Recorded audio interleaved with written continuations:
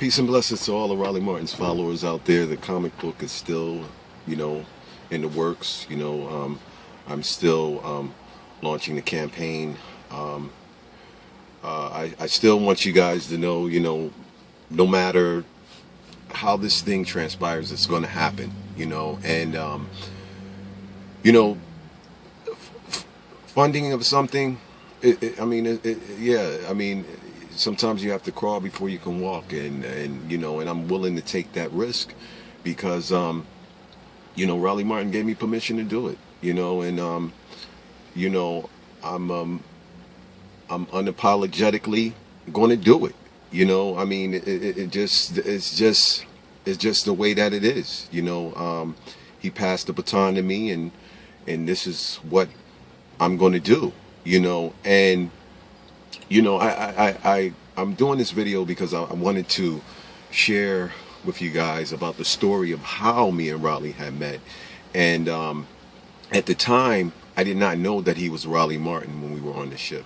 I didn't know. I just knew that he was a older younger gentleman, older than me. And at the time, I was on, when I was in the causeways or the hallway of the mothership. I remember being on a metallic silver disc, and the disc was moving too slow for me. And me being 6 or 7 years old, I had a lot of energy, so I had got off of the disc, and I was looking at everything, all the things that were out there at the time, in the causeways, and I was over in an area where there were beings that were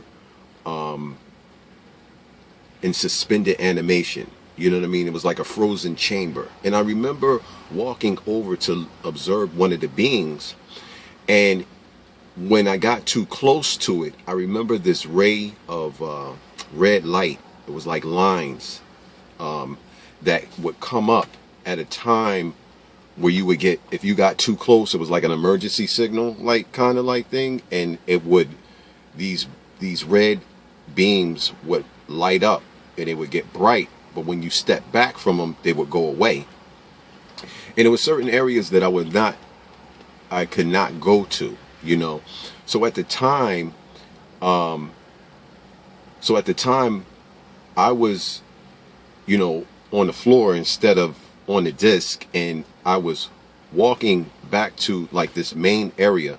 I can't really describe it at this moment, but I was walking back to this main area of the causeway, and this thing that was next to me, whatever this device was that was next to me, it was annoying me. As a little child, it was annoying me. It was like it kept following me everywhere I went. You know what I mean? And at the time, I didn't want, you know what I mean? I was just like, man, this thing is like annoying me.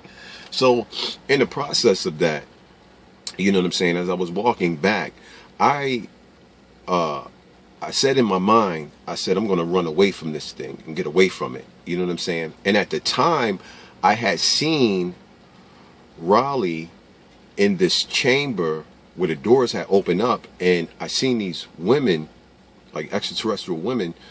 They had on black robes, like, you know what I'm saying? They were very beautiful, but there was one particular one that I didn't really care too much about. You know what I mean? I think it was just her ego and her pride. You know what I mean? At a young age, I was just like, she's like the leader of the pack. You know what I'm saying?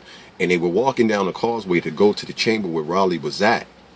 So as one or two of them went in, I had ran behind them and went into the chamber, you know what I mean, where Raleigh, at the time I didn't know that he was Raleigh, you know what I mean, it was just a younger gentleman, and the fact that it was just me and him as human beings that were there at that particular time.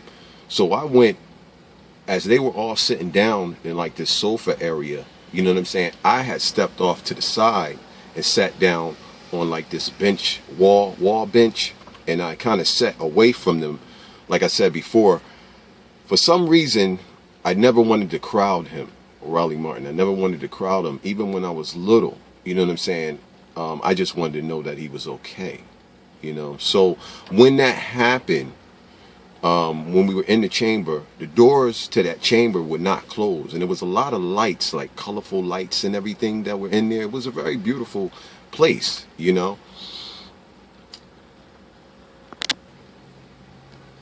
So when I was standing, as I was saying before, when I was sitting down and I was observing the girls that were around, the extraterrestrial girls that was around Raleigh, and Raleigh was like sitting in the center of them, you know what I'm saying? And the one that I didn't really care too much, she was like the main focus. She was like the main, I don't know, for some reason she just annoyed me, you know what I'm saying? You know, everything was funny, and you know, and I was like, man, I was like, why are they all around her like that? You know, around him like that? And I was, so somehow me and Raleigh had like a telepathic conversation, a brief conversation, and I had asked Raleigh, was he okay?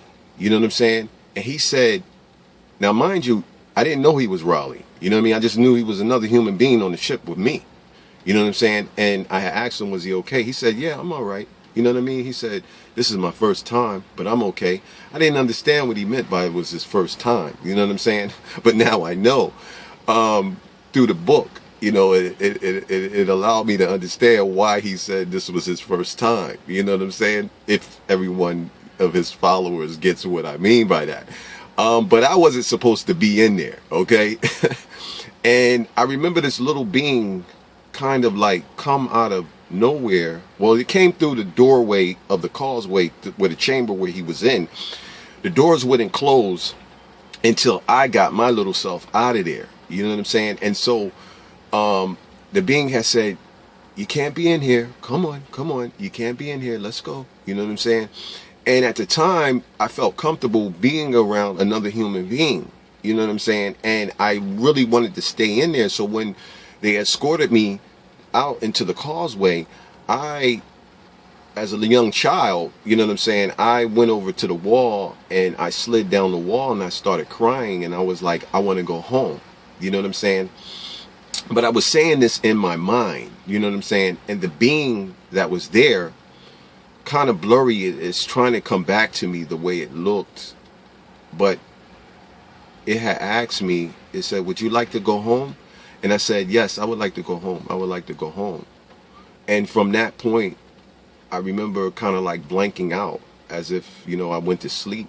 And when I woke up, I was back on 48th and Sansom Street in Philadelphia in my bed, sleep, you know. And so I just wanted to share that with you, you know, and I wanted to let you guys know, like, this is not a game to me. This is a serious project that I really would like to share with you guys. And I'm hoping that, you know, the funding would come to where, you know, we can really make this a reality, because, you know, I know the conversations that me and Raleigh had, you know, and because I may have thought about it in a bigger number, it's because of based on what Raleigh had explained to me. He had said to me when he first saw the comic book completed in black and white, he said, Ihsan, this will be the first, this comic book will start the series of the Coming of Tan comic book, so get ready.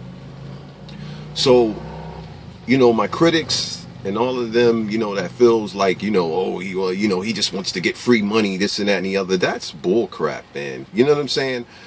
You know, and, you know, you could think what you want to think, you know, but the bottom line is that I don't see nobody else trying to apply, you know what I mean, to keep his legacy alive, you know, and, you know, I just so happen to be that one that he chose to do this. So, you know, if you're hating, yo, like I said before, man, just hate. I really could care less, but it's going to get done regardless.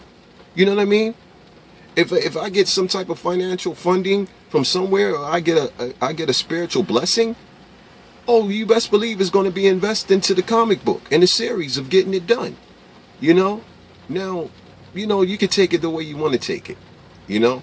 But as far as my followers, you know, the followers of Raleigh Martin, you know, I'm going to make this the best comic book that you guys, you know, you're going to remember his legacy regardless, you know. And as the information comes back to me, you know, as the memories come back to me, I'll be placing other videos, you know what I mean, of what, you know, the other things, you know, because Raleigh told me don't rush it, you know, don't rush my memories, you know, they'll come back. So each time that they come back, I'm going to share them with you, you know. I have a lot to give. I'm a creative person, you know what I mean. I love to create. This is something that I love to do. So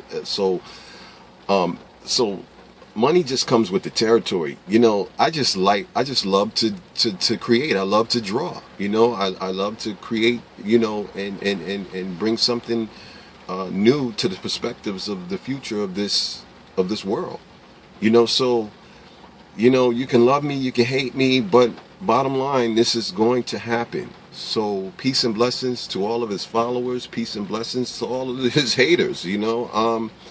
You know, it is what it is, you know.